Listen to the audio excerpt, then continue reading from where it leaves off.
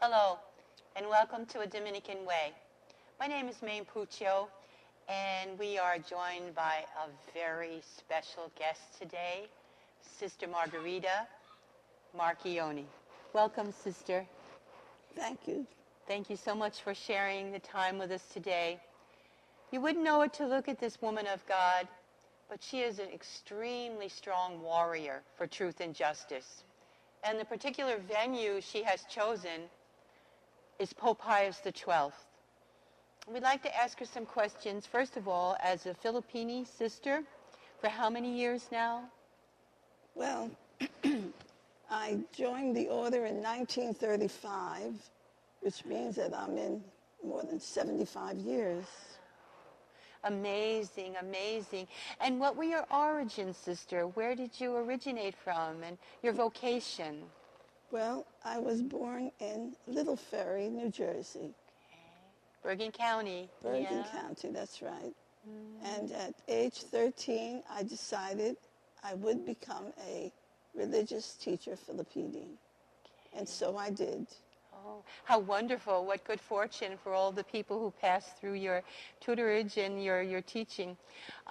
Sister, I think we'll jump right to the point here now and help us explain about Pope Pius XII, the holy scapegoat of the Holocaust and the times during World War II. Can you give us some insight as to how you actually chose to champion Pope Pius XII? How did that come about? Yes, I certainly will try to. In 1957, I was in Rome, and, excuse me, I had the opportunity to meet Pope Pius XII at that time.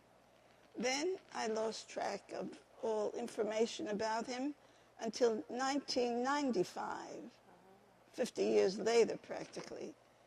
And at that time, I was in Rome, and I learned from our sisters in Rome that they had saved 114 Jewish men, women, and children. Your own sisters in Rome? The sisters, the religious teachers Filipini. We have 3 convents there, and they were divided among the 3 convents. So I began investigating. I found out that we had no written records, so I began interviewing Jews and Catholics and the nuns themselves who were present during that period. And when I learned that we had saved the lives of 114, I decided that I should interview some of these people, and I did. Jews and non-Jews, those who were able to tell me their own stories or the stories of others, and that became my first book on Pius XII. The title is Yours is a Precious Witness. And from 1 went to 2, went to 3, up to 10 books on Pope Pius XII. Yes, but during a period of more than 10 years, so that's no big record. That's amazing. That's technically a book a year. What has the reception been, sister, since you've uncovered so many truths about Pope Pius XII? And unfortunately, there are still some misnomers about him. Can you help us straighten that out? Well, I've been waiting for some adversaries to contradict me, but none have come to discuss the matter. And so I just continue presenting new information. I just came back from Rome 2 weeks ago, and there I was able to hand in to the publisher at the Vatican my newest book. I still don't know the title of it, but it's in press. That's so wonderful. What will that tell? What story will that tell, sister? Well, that will tell some of the stories and even some of the miracles. I stress in particular his association with Guglielmo Marconi, the inventor, because Pius XII, as a young boy, visited the town where Marconi lived, and they became friends, so much so that when Pius XII was Secretary of State to Pius XI, he invited Marconi to come to the Vatican and set up a whole system of telephone and television and radio. Oh, that's fascinating. Yes. Yeah. And Sister, from a political standpoint, I stayed up very late last night on the internet and researching and going through it. This man, this Holy Father, was a strategic genius with a diplomacy that had to be employed, being pressed in by the Soviet Union on one side and the Nazi regime on the other. And unfortunately, some of the critics accuse him of being too diplomatic, but I mean, the Vatican had no army, so to speak, I mean, that would be able to go against these forces. How do you view the Holy Father, Pope Pius XII, in terms of being a strategist, a political diplomatic strategist? Well, he was in the diplomatic field from when he was just a young Monsignor. And he had been sent to Berlin as a nuncio by the Holy Father. And then later on, after about 10 years, he came back to Rome and became Secretary of State. So he had a great deal of diplomatic experience, and he did succeed in keeping peace, at least while the Nazis were in Rome.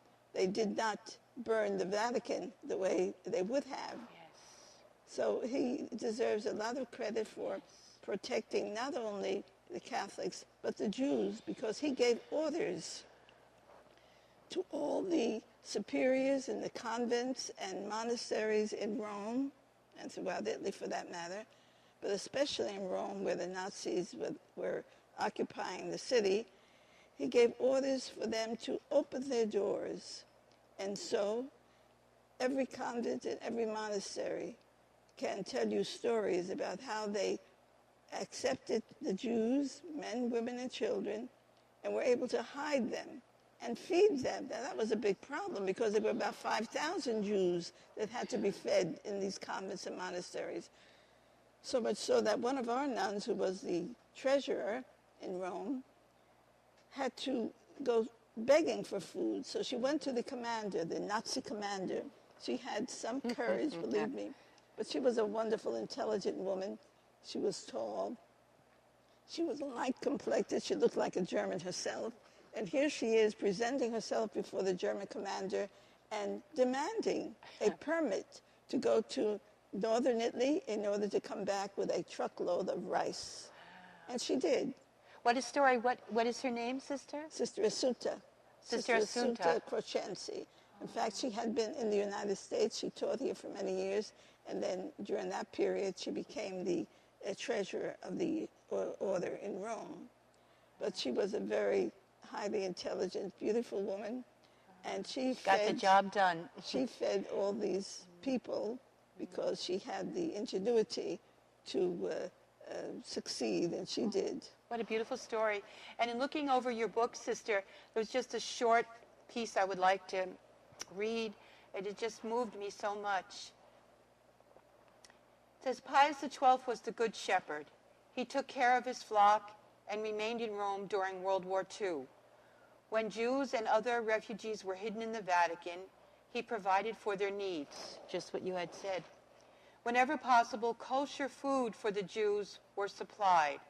Because everyone else could not have heat during the winter months, he refused to have heat in his apartment.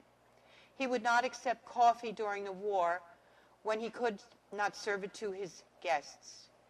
In 1943, as millions of Jews and other Europeans suffered the horrors of the Holocaust, the Eternal City was bombed during a 2-hour attack. The Holy Father hurried from the Vatican to the streets of Rome. He stood in the midst of terrorized people as buildings collapsed in piles of smoldering rubble and bombs exploded on all sides. The Romans ran toward him for guidance and strength. With hands and white cassocks smeared with the blood of the dead and the wounded, Pius XII blessed and consoled his flock.